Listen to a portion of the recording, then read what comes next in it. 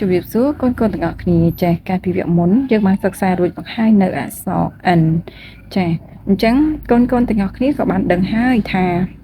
អត់មានបានបញ្ជាក់រួចតាំងពីវគ្គមុនម្លេះថាបន្ទាប់ពីអក្សរ N ហើយតើយើងសិក្សាអំពីអក្សរអ្វីតើកូនណានៅចាំអត់ចាបន្ទាប់ពីយើងសិក្សាអក្សរ N ហើយមិនមានអក្សរអ្វីទេគឺអក្សរ O នេះតែម្ដងចាអញ្ចឹងនៅក្នុងការសរសេរអក្សរ O មួយនេះគឺมันពិបាកនោះទេដោយសារតែអក្សរ O វាមានសន្តានដូចលេខ0បែបនេះទាំង O តូចនិង O ធំគឺដូចគ្នាបែបដាក់គ្រាន់តែទម្រង់នៃការសរសេរវាមានទូចមានធំអញ្ចឹងណាអញ្ចឹងតោះយើងកុំឲ្យខាត់ពេលយូរយើងចាប់សភៅមកទាំងអស់គ្នាសិក្សាអំពីអក្សរ O តើការសរសេររបៀបម៉េចតោះអក្សរ O មានសន្តានជារាងមូលគឺយើងសរសេរមកឲ្យមូលបែបនេះអញ្ចឹងបើសិនជាអាចបងប្អូនអាចសរសេរឲ្យស្អាតជាង admin ដូច admin បានបញ្ជាក់ហើយបញ្ជាក់ទៀតអញ្ចឹងគឺវាមានរាងមូលបែបនេះកាលណាយើងសរសេរធំទៅក៏វាមានកប៉ិតកប៉ែវអញ្ចឹងអត់សូវស្អាតទេអញ្ចឹងបើសិនជាបងប្អូនសរសេរទូចអាចនឹងងាយស្រួលក្នុងការសរសេរបានស្អាតជាង admin អញ្ចឹងនេះ O ធំណាអញ្ចឹង O ធំសរសេរបែបនេះចំណែកឯ O តូចវិញវាដូចតែគ្នានឹងឯងគាត់ថានៅពេលដែលយើងដាក់ចិត្តគ្នាមកគឺវាមានទំហំខុសគ្នាឧទាហរណ៍ដូចជាជាក់ស្ដែងដូចជាអក្សរ O ធំ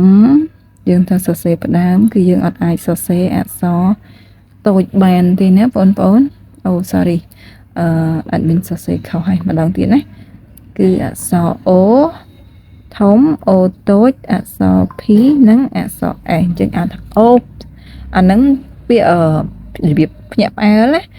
O អាហ្នឹងថា O នឹងឯងអញ្ចឹងជាក់ស្ដែងវាគឺដូចជាអក្សរហ្នឹងអញ្ចឹងគឺយើងផ្ដើមមកគឺអក្សរធំ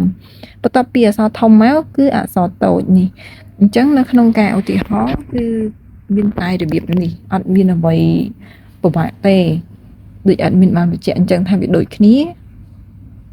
គ្រាន់តែថា O នេះផ្ដើមដោយអក្សរធំ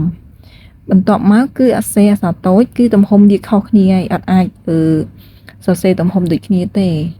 ដូចពាក្យមួយទៀតអាហ្នឹងadmin ឧទាហរណ៍អក្សរផ្សេងណាដូចជាពាក្យថា stop អញ្ចឹង S ធំបន្ទាប់មកទៀតនេះ T O P stop ប្រែថាឈប់អញ្ចឹងនេះជា S ធំបន្ទាប់មកទៀតគឺយើងប្រើអក្សរតូចទាំងអស់អានោះវាជាក់ស្ដែងដូចជាអក្សរ O នេះគឺអក្សរ O ធំក្បាលដំបូងគឺអាចបើកដោយអក្សរធំអញ្ចឹងណាហើយពាក្យមកខាងក្រោយគឺអក្សរតូចអញ្ចឹងបងប្អូនមិនបាច់គិតពីអក្សរអស់ទាំងនេះទេបងប្អូនគឺមកសិក្សាតែអំពីអក្សរ O នេះឲ្យបានចេះសិនមុននឹងបងប្អូនឈានទៅដល់អក្សរដែលមានផ្សំដូចអាចមានបានបញ្យល់ណាអញ្ចឹងអក្សរ O គឺអត់មានប្រវត្តិសរសេរទេគឺគូសរៀងរង្វង់ដូចលេខ0បេះទៅដាក់ចំណែកឯ O តូចគឺដូចគ្នាអត់មានប្រវត្តិនៅក្នុងការសរសេរទេគឺរៀងរង្វង់បែបនេះតែម្ដងហើយអក្សរ O ធំក៏រៀងរង្វង់ជាលេខ0ដូចគ្នាអញ្ចឹងអត់ជាស្អីហោះដោយសារតែ admin បញ្យល់ពេកទៅគឺគូសវាឡើងវាចុះគឺកើតជាបែបហ្នឹងអញ្ចឹងបងប្អូនកុំភ្លេចណាអក្សរ O គឺមានទម្រង់ដូចលេខ0បេះបិទតែម្ដងអញ្ចឹងសង្ឃឹមថាបងប្អូនទាំងអស់គ្នានឹងចាប់បាននៅអក្សរ O មួយមុខនេះដោយសារអក្សរ O នេះគឺវាមានលក្ខណៈងាយស្រួលជាងអក្សរផ្សេងទាំងអស់គឺយើងសរសេរបានដោយងាយស្រួលអញ្ចឹងណាអញ្ចឹងបងប្អូនកុំភ្លេចយកទៅរៀនសរសេរហើយយើងនឹងចូលមេរៀនថ្មីដែលមេរៀនក្រោយគឺយើងសិក្សាអំពីអក្សរ P ចាអញ្ចឹងបងប្អូនកុំភ្លេចណាសិក្សាឲ្យច្រើនរៀនសរសេរឲ្យច្រើនគឺជាចំណេះរបស់បងប្អូនតទៅថ្ងៃមុខអញ្ចឹងជួបគ្នាតាមប៉ុណ្្នេះសិនវគ្គក្រោយយើងនឹងជួបគ្នាជាមួយនឹងអក្សរ P អូខេបាយបាយ